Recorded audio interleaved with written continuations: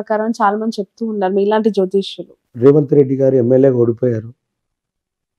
కనీసం ఒక్కరు కూడా కాంగ్రెస్ బలం లేదు.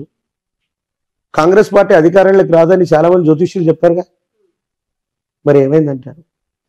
కలియుగంలో 5 ఏళ్లు గడిచినటువంటి మీదట పంచాంగములు పనికి మారినవైపోవు, నవగ్రహంబుల నడక మారినను గురుదేవుల వాక్యం కూడా ఉంది. ఓకే. సో మీరు మెజర్ చేసే మెజర్మెంట్స్ కి అతీతవంతమైనటువంటి స్థితిగతుల్లో కలియుగంలో 5 ఏళ్లు గడిచినటువంటి మీదట ఇప్పుడు 5124 సంవత్సరాలు పురస్కరణ చేసుకున్నాం మనం. 5000 సంవత్సరాల నుంచి అంటే 100 ఏళ్ల నుంచే ఇలాంటి ఆటపోట్లు స్టార్ట్ అయ్యాయి. ఇంకా మనం అనుకున్నటువంటి గ్రహగతులు 30 నెలల్లోనే మందగమనుడైనటువంటి శని ఇక్కడి నుంచి ఇక్కడికి వెళ్తాడంటే 3 రోజుల్లో కూడా ఆయన ట్రావెల్ చేయొచ్చు. ప్రపంచంలో వింతలు విచిత్రాలు ఇంకా జరగబోతున్నాయి. కాబట్టి బ్రహ్మం గారి యొక్క కాలజ్ఞాన ప్రకారంగా సోనియా గాంధీ గారి యొక్క నేతృత్వంలో ఉన్నటువంటి వాళ్ళ కుటుంబ సభ్యులు, ప్రియాంక గాంధీ లేదా రాహుల్ గాంధీ, వీళ్ళ ఇరువురు లేదా వీరి కుటుంబ సభ్యులు చివరి వంశాంకురం ఉన్నంత వరకు భారతదేశానికి సంబంధించిన ప్రధానమంత్రి లేదా ఆ అధ్యక్ష పీఠానికి దగ్గరగానే వీరు ఉంటారు. ఇది సమీప భవిష్యత్తులో జరిగి తీరుతుంది.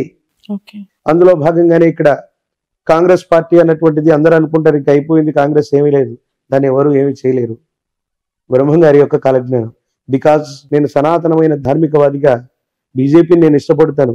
నేను కాంగ్రెస్ ను పొగడట్లేదు, ఉన్నటువంటి వాస్తవికమైనటువంటి పరిస్థితులు అట్లాంటివి. కమింగ్ టు ఆంధ్రప్రదేశ్, జగన్మోహన్ రెడ్డి గారి యొక్క పేరు జగన్. గా నా అక్షరాలని సంయుక్త అక్షరాలు అంటారు. వారి పేరులో కూడా 2 అక్షరాలే ఉన్నాయి. అంటే జాదీసి ఓన్లీ గన్ అని పెట్టాలా జగన్ గారికి? జగన్ అంటే గా అన్నటువంటిది సంయుక్తము, అంటే ఒక అక్షరంతో మరో సగం అక్షరం కలిసిపోతే దాన్ని సంయుక్తాక్షరం అంటారు తెలుగులో. సో జగన్మోహన్ రెడ్డి గారి యొక్క పేరులో కూడా ఒక రకంగా ఆ విధంగా తీసుకుంటే అవి 2 అక్షరాల కిందే లెక్క. రాబోయేటువంటి శాసనసభ ఎన్నికల్లో ఆంధ్రప్రదేశ్కు సంబంధించినటువంటి ఎలక్షన్స్ లో వైనాట్ 175 అని జగన్మోహన్ రెడ్డి గారు ముందుకెళ్తూ ఉండొచ్చు దాకా. కానీ మనం శోభకృతనామ సంవత్సరంలో ఉన్నాం. శోభకృతనామ సంవత్సరే సర్వసస్యాభివృద్ధయః నృపానాంచ మన్యోన్యం ప్రజానాంచ పరస్పరం. ప్రజల చేత ప్రజల కొరకు ఎన్నుకోబడ్డటువంటి ప్రజా సంబంధమైన ప్రభుత్వాలు మాత్రమే ఈ శోభకృతు అనేటువంటి పేరు కలిగినటువంటి సంవత్సరాల్లో వస్తాయని శాస్త్రం. ఇక్కడ అదే జరిగింది. జగన్మోహన్ రెడ్డి గారు 175 స్థానాలు 151+ వాళ్ళు అనుకుంటున్నారు. తీవ్రమైనటువంటి ప్రజా వ్యతిరేక సంబంధమైన స్థితిగతుల వల్ల మళ్ళీ అధికారంలోకి రావటం అన్నటువంటి విషయం మీద వాళ్ళు దృష్టి పెట్టాలి.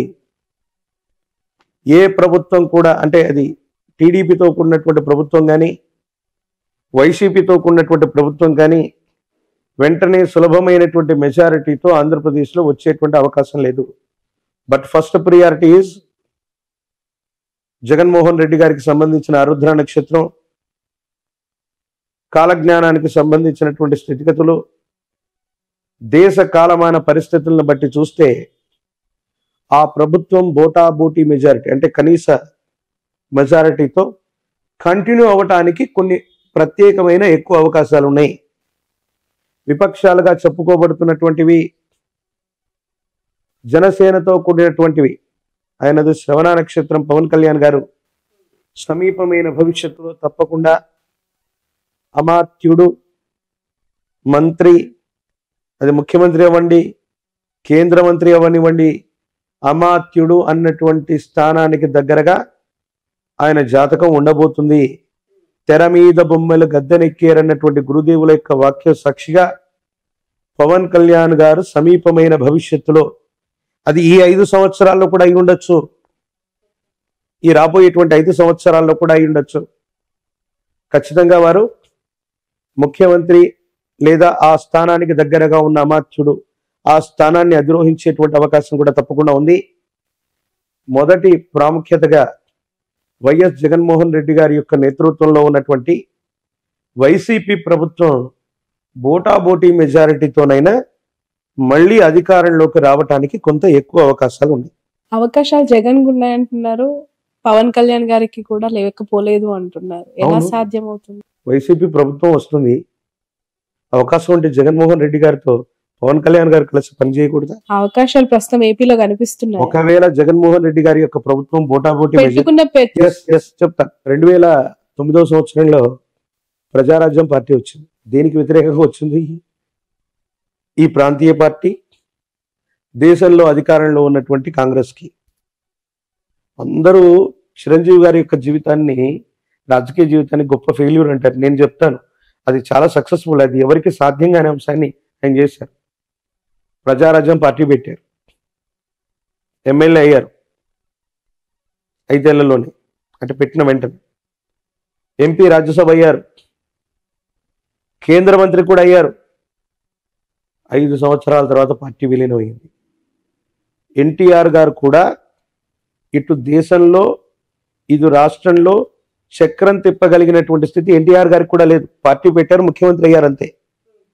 కానీ చిరంజీవి గారు పార్టీ పెట్టినటువంటి నేపథ్యంలో జగన్మోహన్ రెడ్డి గారు బయటికి వెళ్ళిపోవడం వల్ల కాంగ్రెస్ ప్రభుత్వం మైనారిటీలో పడితే కిరణ్ కుమార్ రెడ్డి గారు ముఖ్యమంత్రిగా ఉండడానికి కారణం చిరంజీవి గారు అయ్యారు. అటు దేశంలో ఉన్నటువంటి యూపీఐ కూటమిలో కూడా మిత్రస్వామ్యంగా వాళ్ళు ఉన్నారు. అటు దేశంలో రాష్ట్రంలో 2 గవర్నమెంట్లో పనిచేసి 5 సంవత్సరాల తర్వాత వాళ్ళు విలీనమైపోయారు కాంగ్రెస్లో. జనసేన పార్టీ అవసరం కూడా రేపు పొద్దున్న తెలుగుదేశానికే కాదు, వైసీపీ అవ్వచ్చు, వైసీపీ బోటాబోటీ మెజారిటీతో ఏదైనా ప్రభుత్వాన్ని ఫామ్ చేసి సమీపమైన భవిష్యత్తులో ఏవైనా ఇబ్బందులు ఉన్నప్పుడు అది పవన్ కళ్యాణ్ గారికి సంబంధించిన పార్టీకి సంబంధించిన ఎమ్మెల్యేలతో, ఇప్పుడు జనసేన ఎమ్మెల్యే వైసీపీతోనే కలిసి ఉన్నాడుగా. 151 మంది ఎమ్మెల్యేలు వైసీపీ వాళ్ళు అవుతే ఆ +1, 2, 3, 4, 5లో మొట్టమొదటి జనసేన ఎమ్మెల్యే కూడా వీరితోనే కలిసి ఉన్నారు. శాశ్వతమైన శత్రువులు మిత్రులు రాజకీయాల్లో లేరంటూ ఉంటారు.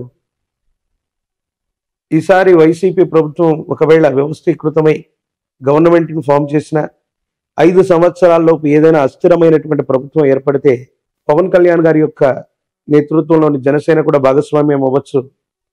లేదా వీటన్నిటికీ కూడా సమీప భవిష్యత్తులో ఆల్టర్నేట్గా ఉండి జనసేన సొంతంగా అవకాశం, అంటే మళ్ళీ రాబోయే 5 సంవత్సరాల అటు ఇటుగా సొంతంగా వాళ్ళుగా ప్రభుత్వాన్ని ఏర్పాటు చేయగలిగిన స్థితి కూడా ఖచ్చితంగా ఉంది.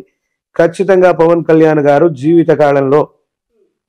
జీవితకాలం అంటే మళ్ళీ ఎక్కువ ఏళ్ళు అనుకునేరు, 5 సంవత్సరాల కాలానికి అటు ఇటుగా. చాలా మంది ఆయన జాతకం గురించి ఏదో చెప్తున్నారు.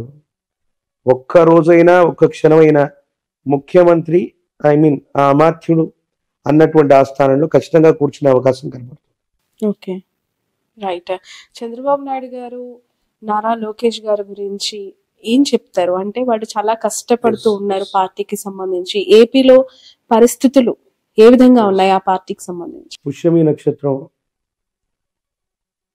చంద్రబాబు నాయుడు గారు, కొంతమంది హస్త నక్షత్రం అని అంటారు.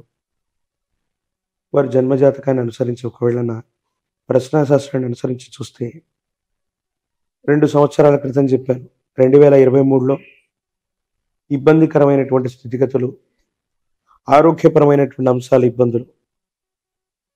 ఆయన యొక్క జన్మజాతకంలో కేతు సంబంధమైనటువంటి స్థితిగతి అధికంగా ఉండటం వల్ల కొన్ని ఇబ్బందులు, సమస్యలు, ప్రతిబంధకాలు ఇప్పుడు ఆయన జాతకంలో జరుగుతున్నాయి.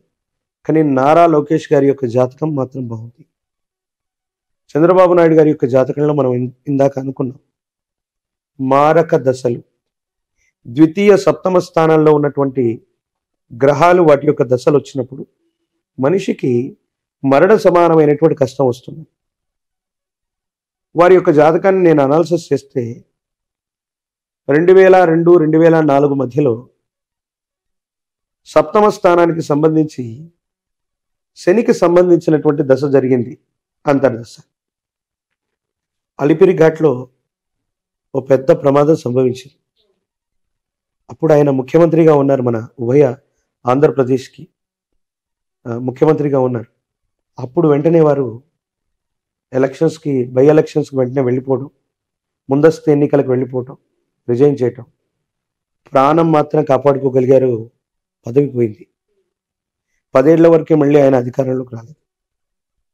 మళ్ళీ కమింగ్ టు ద్వితీయ సప్తమ స్థానాలకు సంబంధించిన స్థితిగతుల్లో అలాంటి